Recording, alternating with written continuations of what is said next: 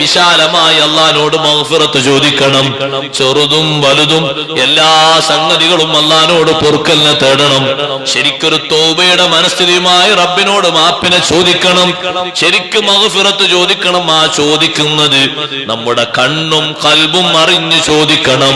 അങ്ങനെ ചോദിക്കുമ്പോ അല്ലാഹു തആല നമ്മുടെ ഉദ്ദേശം പൂർത്തീകരിച്ചു തരും. എന്താണ് ഉദ്ദേശം? നമുക്ക് അല്ലാഹുവിന്റെ മഗ്ഫിറത്ത് വേണം. അല്ലാഹ് പാപം പൊറുത്ത് നമ്മളെ നന്നാക്കണം. പാപം പൊറുക്കപ്പെട്ടവരിൽ നമ്മൾ ഉൾപ്പെട്ട് കിട്ടുകയും വേണം. റമളാനിന് അങ്ങനത്തെ ഒരു ആത്മീയമായ ചൈതന്യമുണ്ട്. അത് ശരിയായി ചോദിച്ച് ഉൾക്കൊള്ളുന്ന ആളുകൾക്ക് വല്ലാത്ത ഹരമാണ്. ചോദിച്ചാൽ അല്ലാഹ് പുറത്തു തരൂലേ? പുറത്തു തരും. നാട്ടുകാരൊന്നും പൊറുക്കൂല എന്ന് പറഞ്ഞാലും അല്ലാഹു തആല പുറത്തു തരും. ആ പുറത്തു തരാൻ ഒറ്റ കാരണമാണ് ചോദിക്കുന്നവൻ പൊറുക്കണമെന്ന ശരിയായ നിയ്യത്തോടെ ചോദിക്കണം. അതേ അസ്തഗ്ഫിറുല്ലാഹൽ അലീം എന്ന് ചൊല്ലുന്ന ഇസ്തിഗ്ഫാറില്ലേ, അത് ഇസ്ലാമിലെ ഏറ്റവും വലിയൊരു ഒറ്റമൂലികയാണ്. പാപം പൊറുക്കാൻ മാത്രമല്ല, മുറാദ് ഹാസിലാകാനൊക്കെ ഏറ്റവും നല്ലൊരു വിഷയം അതാണ്.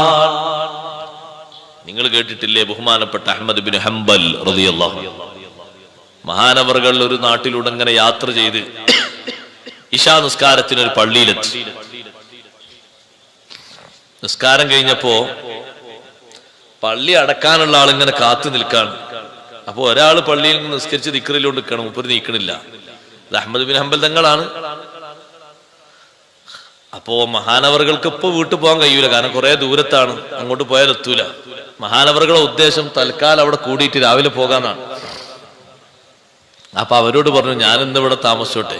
ഇവിടെ താമസിക്കാൻ പറ്റൂല, ഇവിടെ പള്ളി പൂട്ടിയിട്ടെന്ന് ഇവിടുത്തെ നിയമമാണ്. ഇവിടെ പള്ളിയിൽ അങ്ങനെ പലർക്കും അനുവാദം കൊടുത്ത് രാവിലെ നോക്കുമ്പോ പള്ളിയുടെ പലതും കാണാനില്ല. അപ്പൊ ഇവിടുത്തെ ആൾക്കാർ തീരുമാനിച്ചു തെറ്റൊന്നുമില്ല, തീരുമാനിച്ചു ഇതെപ്പോഴും നിശാസ്കാരം കഴിഞ്ഞാൽ ഭദ്രമായി പൂട്ടിയിട്ട് സുബൈന്റെ മുമ്പ് തുറന്നാ മതി ഞാൻ തീരുമാനിച്ചിട്ടുണ്ട്. അപ്പൊ പറഞ്ഞു, ഞാൻ അഹ്മദ് ബിൻ ഹംബലാണ്, നിങ്ങൾ ഏത് ഹംബലാലും കുഴപ്പമില്ല, ഇപ്പൊ ഇവിടുന്ന് പോണോ? ഉത്തരവാദപ്പെട്ട ആളങ്ങനെ പറഞ്ഞു, നിങ്ങളിപ്പോ ഇവിടുന്ന് പോകണം. സംഗതി നിങ്ങൾ ഇവിടെ നിൽക്കാൻ വേണ്ടി അഹ്മദ് ബിൻ ഹംബലെന്നും ഇബ്രാഹിമിനെന്നൊക്കെ പറയും, പക്ഷെ അതൊന്നും കേൾക്കൂല. നിങ്ങൾ പോണെന്ന് പറഞ്ഞാൽ പിന്നെ അഹ്മദ് ബിൻ ഹംബൽ റളിയല്ലാഹു അൻഹു വാശിക്കുന്നില്ല, അവിടുന്ന് പോന്ന്. അങ്ങനെ പുറത്തു നിന്ന് ഏതെങ്കിലും ഒരു വീട്ടില് രാത്രി താമസം കിട്ടിയാൽ രാവിലെ പോകാലോ. അല്ലാഹു തആലാന്റെ ഒരു നിശ്ചയം നോക്ക് നിങ്ങൾ. ആ പള്ളിയിൽ നിന്ന്, ഭവനത്തിൽ നിന്ന് അല്ലാഹു തആല ഇറക്കി കുറച്ചങ്ങ് നടന്നപ്പോ ലൈറ്റുള്ളൊരു വീട് കണ്ടപ്പോ അങ്ങോട്ട് കയറിയിട്ട് ചോദിച്ചു, ഞാനിന്ന് രാത്രി ഇവിടെ നിന്നോട്ടെ? ആ രാത്രി നിന്നോളൂ, നാളെ രാവിലെ പോയിക്കോളാം. നിങ്ങൾ ആരാ? ഞാനൊരു മുസാഫിർ, യാത്രക്കാരനാണ്. പേരും നാളൊന്നും പറഞ്ഞില്ല, ഞാനൊരു യാത്രക്കാരനാണ്. അങ്ങനെ രാത്രി പിന്നെ വീട്ടിലേക്ക് പോയാൽ എത്തൂല, ഞാൻ ഇവിടെ കയറി ഇവിടെ നിന്നോളാം. നിന്നോളിന്ന് പറഞ്ഞു. അങ്ങനെ അഹ്മദ് ബിൻ ഹംബൽ റളിയല്ലാഹു അൻഹു പറയാൻ, ഞാൻ റൂമിൽ കയറി താമസിച്ച് ഞാനങ്ങനെ ഉറങ്ങാൻ കിടന്നപ്പോ അപ്പുറത്തെ റൂമിൽ നിന്നുണ്ട് ആ വീട്ടിലെ കുടുംബക്കാരൻ, ആ വീട്ടിലെ ഉപ്പ ഇസ്തിഗ്ഫാർ ചെല്ലുന്നുണ്ട്. ഇസ്തിഗ്ഫാറിന്റെ 100-150 ചെല്ലോട് ചെല്ലുന്നെ. അസ്തഗ്ഫിറുല്ലാഹ് അല്ലദീ തീരുന്നില്ല, എത്രയാ ചെല്ലുന്നത്. അപ്പൊ എനിക്കാണെങ്കിൽ ഇങ്ങനെ ഉറക്കം വരാത്തതുകൊണ്ട് അയാളൊന്ന് ചോദിച്ചാലോ, എന്താ നിങ്ങൾക്ക് വല്ല പ്രത്യേക മുറാദുണ്ടോ, അല്ലെങ്കിൽ എന്തെങ്കിലും മഹാപാപം ചെയ്തിട്ട് അല്ലാഹു തആലാനോട് കേണപേക്ഷിക്കാണോ എന്ന് ചോദിക്കാൻ വേണ്ടി ഞാൻ റൂമിൽ നിന്ന് ഇറങ്ങി. അയാൾ എടുത്ത് ചെന്നിട്ട് ഞാൻ ചോദിച്ചു, അല്ല സുഹൃത്തെ, കുറെ നേരമായല്ലോ ഇസ്തിഗ്ഫാർ ഇങ്ങനെ കേൾക്കുന്നത്, ഉറങ്ങൊന്നും വേണ്ട, എത്ര നേരായി? നിങ്ങൾ ഈ ഇസ്തിഗ്ഫാറിന്റെ പിന്നിൽ വല്ല ലക്ഷ്യമുണ്ടോ? എത്ര കൊല്ലായി? ഏകദേശം ഒരു 10-20 കൊല്ലായി ഇങ്ങനെ ചൊല്ലാൻ തുടങ്ങിയിട്ട്. ഒരൊറ്റ മുറാദ് കൂടി സാധ്യമായി കിട്ടേണ്ടതുണ്ട്. അത് കിട്ടിക്കഴിഞ്ഞാൽ പിന്നെ ഈ ദുന്യാവിൽ നിൽക്കാനൊന്നും വലിയ പൂതിയൊന്നുമില്ല. ബാക്കിയുള്ളതൊക്കെ അല്ലാഹു തആല തന്ന തൗഫീഖ് കൊണ്ട് ഞാൻ ഏകദേശമൊക്കെ ചെയ്ത് ഒപ്പിച്ചിട്ടുണ്ട്. സ്വീകരിക്കണ അള്ളാന്റെ അടുത്താണ്. ഞാൻ ഇപ്പൊ ചോദിക്കുന്ന ഒന്നുകൂടി കിട്ടണം, അതിനാണ്. എന്താ നിങ്ങളെ ചോദ്യം? നാടുനീള അറിയപ്പെടുന്ന 10 ലക്ഷം ഹദീസ് മനപ്പാടമുള്ളൊരു മഹാപണ്ഡിതനുണ്ട്, അഹ്മദ് ബിൻ ഹംബൽ ശൈബാനി റളിയല്ലാഹു അൻഹു എന്നാണ് ആ മഹാന്റെ പേര്. ഞാൻ അല്ലാഹുവോട് ഇസ്തിഗ്ഫാർ ചൊല്ലുന്നത് മരിക്കുന്നതിന്റെ മുമ്പ് ആ സ്വാലിഹായ മഹാനെ കണ്ടൊന്ന് മരിക്കണേ. 10-20 കൊല്ലമായി പതിവായി ഞാൻ ഇസ്തിഗ്ഫാർ ചൊല്ലാൻ തുടങ്ങിയിട്ട് ഇതങ്ങ് കേട്ടപ്പോ അഹ്മദ് ബിൻ ഹംബൽ റളിയല്ലാഹു അൻഹു പറഞ്ഞു, നിങ്ങളാ പറയുന്ന അഹ്മദ് ബിൻ ഹംബൽ ഞാനാണ്. ഇസ്തിഗ്ഫാർ നിർത്താൻ നേരമായിട്ടുണ്ടേ.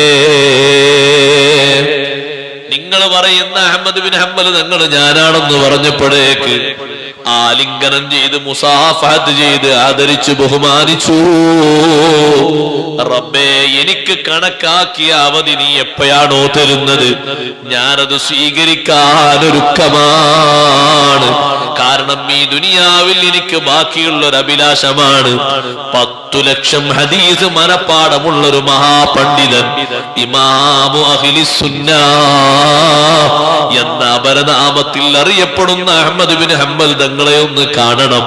കണ്ടല്ലോ അല്ലാഹ്, ഇനി എനിക്ക് ഏറെ മറ്റൊരു താല്പര്യവുമില്ല. ഇനി നിന്റെ അടുത്തേക്ക് വരാൻ നീ എന്നെ വിളിക്കുമ്പോൾ ഞാൻ റെഡിയാണ്.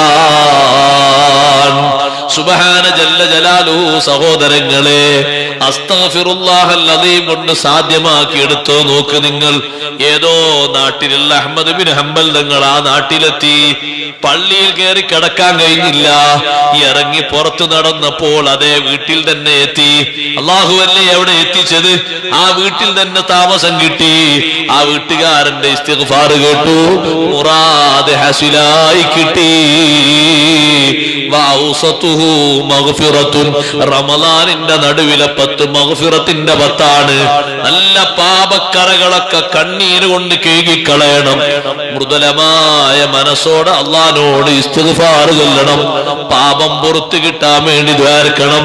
ഒരു പാപക്കറയുമില്ലാത്ത, ഒരു പാപത്തിന്റെ ആരോപണം പോലും വരാത്ത ലോകത്തിന്റെ നേതാവ് മുഹമ്മദുർ റസൂലുള്ളാഹി സ്വല്ലല്ലാഹു അലൈഹി വസല്ലമ തങ്ങൾ അല്ലാഹുവിനോട് ഇസ്തിഗ്ഫാർ ചൊല്ലിയില്ലേ?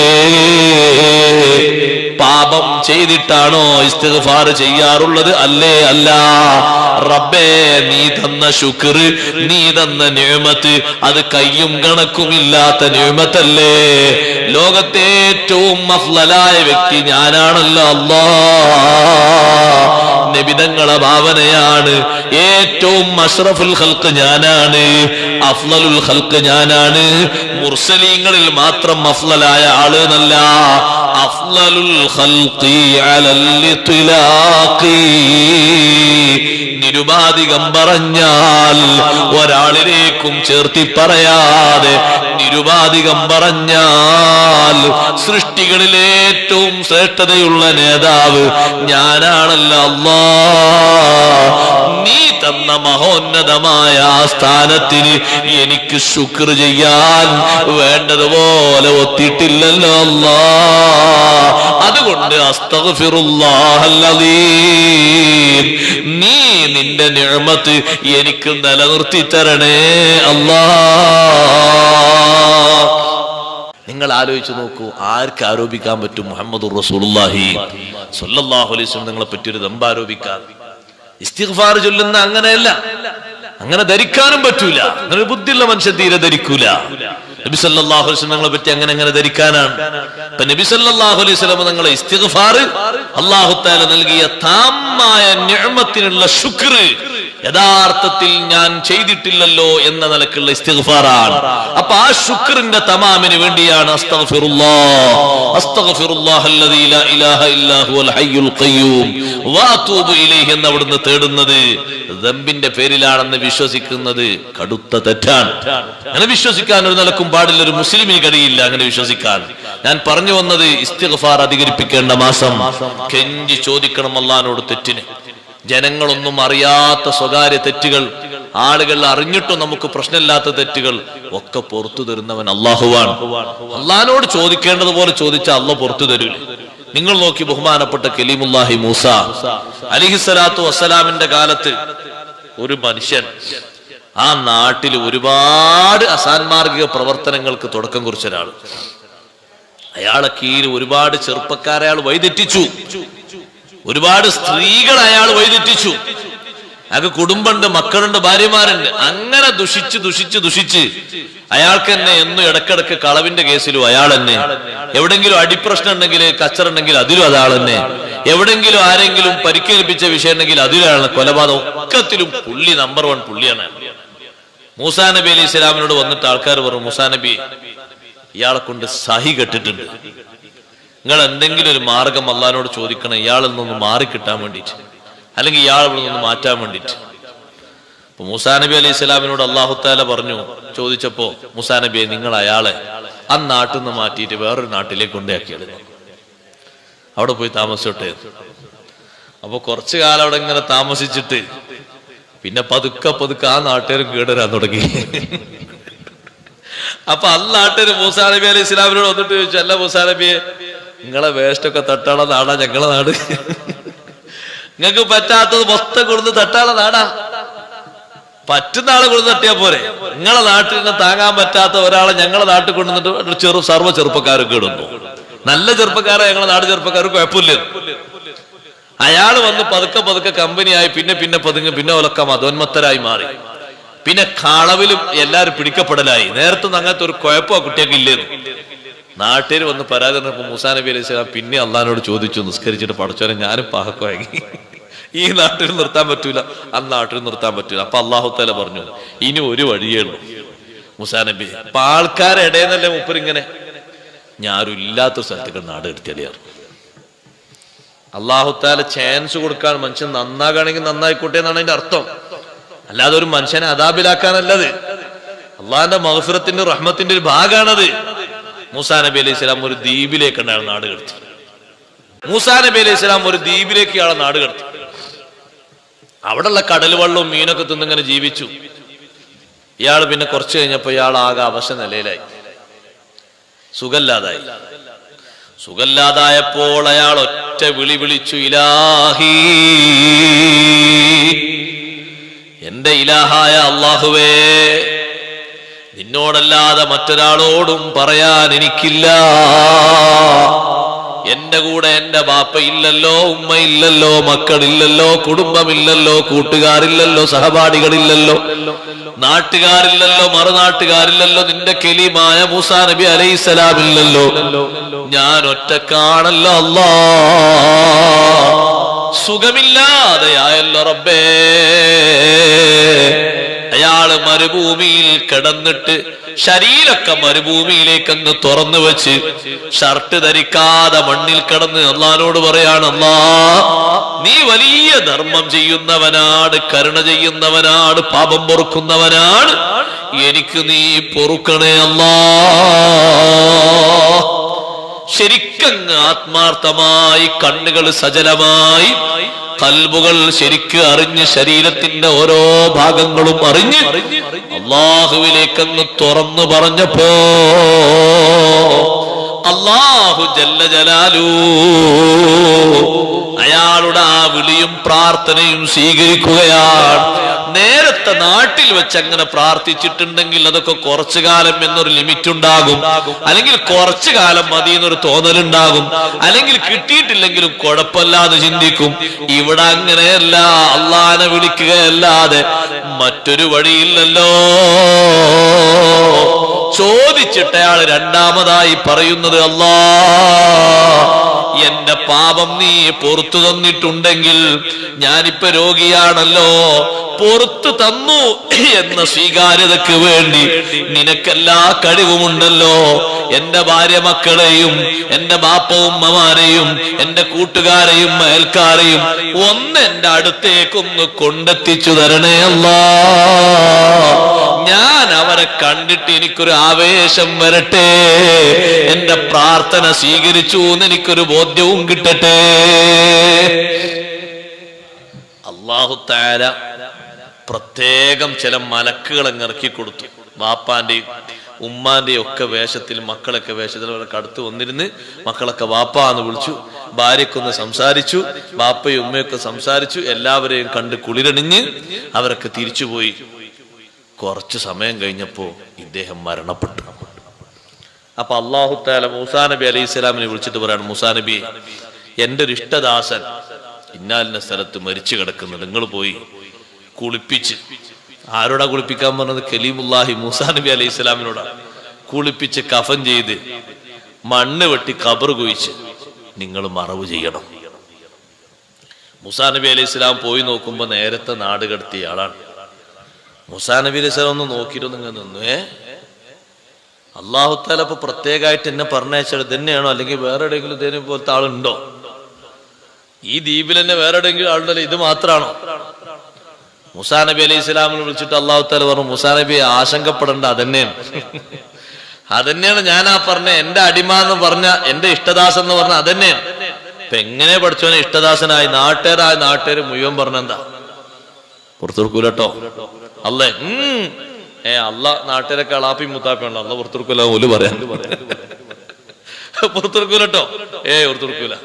ഇങ്ങനെ അവരൊക്കെ വിധി എഴുതിയിട്ടുണ്ട്. ശരിയാണ് മൂസാ നബിയെ, ഞാൻ അയാൾക്ക് ഒന്നാമത്തെ ഷോക്ക് കൊടുത്തതാണ് സ്വന്തം നാട്ടിൽ നിന്ന് മാറി താമസിക്കുക. അപ്പോഴും ഒരുപക്ഷേ സാഹചര്യങ്ങളുടെ സമ്മർദ്ദങ്ങൾക്കനുസരിച്ച് അയാൾക്ക് നന്നാകാൻ പറ്റിയില്ല.